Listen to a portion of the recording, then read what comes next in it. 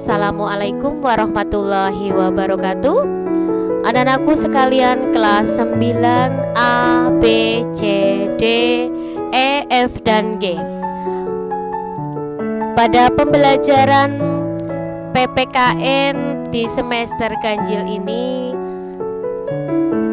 dikenalkan ada perbedaan dulu di kelas 8 dan sekarang kita sudah di kelas 9. Anak-anakku sekalian yang ibu banggakan dan ibu cintai, alhamdulillah tentunya kalian pada kesempatan siang hari ini sehat selalu, kemudian dan tentu harus semangat. Oleh karena itu kita lanjutkan pembelajaran PPKN di kelas 9. Perlu diketahui bahwa Bapak dan Ibu guru PPKN di kelas 9 itu ada dua. Yang pertama di kelas 9 A, B, C, dan D, yaitu saya sendiri Ibu Titi Purwati SPD, dan di kelas 9 E, F, G ada beliaunya Bapak King Kinarto Tripamungkas SPD. Tentunya kalian sudah mengenal. Oke, siapa Bapak King Kinarto Tripamungkas dan Ibu Titi Purwati SPD? Sebelumnya mungkin kenal kalian di Waka Kesiswaan, beliau Bapak King dan Ibu Titi Purwati di drum band ekstranya tentunya. Oke.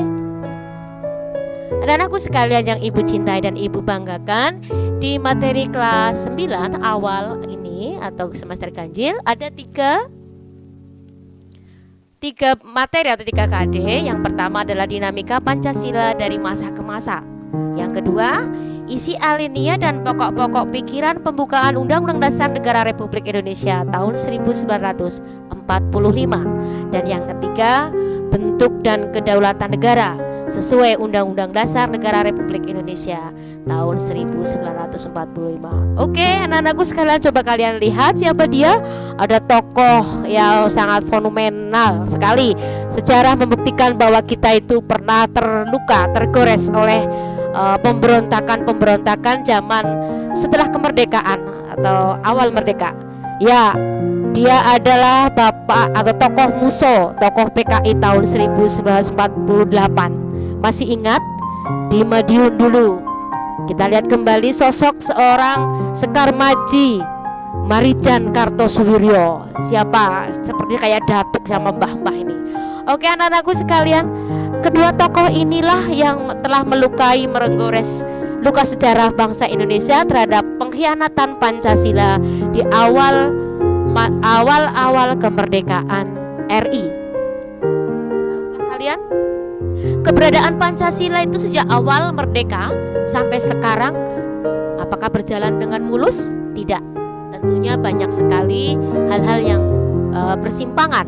Nah, kita ketahui ada banyak bentuk penyimpangan terhadap Pancasila dari masa yang pertama Orde Lama, ya, kemudian yang kedua pada masa Orde Baru, dan yang ketiga adalah masa reformasi. Kalian harus tahu masa-masa itu dari tahun berapa sampai tahun berapa, kemudian Orde Baru siapa pemimpinnya, dan apa yang terjadi pada masa reformasi, ya, di mana telah turunnya kepresidenan dulu, tumbangnya kekuasaan zaman Orde Baru oleh masa reformasi. Anak-anakku sekalian yang saya banggakan dan ibu cintai, kita lihat pemberontakan berhaluan ideologi munculnya demokrasi liberal. Ada dekret presiden 5 Juli 1959, demokrasi terpimpin. Dan yang sangat heboh itu adalah pemberontakan G30 SPKI tahun 1965. Oh, nggak lupa lagi ada korupsi, kolusi, dan nepotisme yang sampai sekarang masih terjadi. Luar biasa. Kebebasan pers tanpa batas yang sampai-sampai membuat dunia menjadi bebas dan tidak terkendali oleh batas-batas dan nilai. Anak-anakku sekalian ibu banggakan, tolong tulis kembali bentuk-bentuk penyimpangan terhadap Pancasila. Kalian bisa lihat di dalam buku paket kelas 9. Ya, di situ ada bentuk-bentuk penyimpangannya dari masa Orde Baru, Orde Lama, atau Orde Lama, baru Orde Baru, kemudian masa reformasi.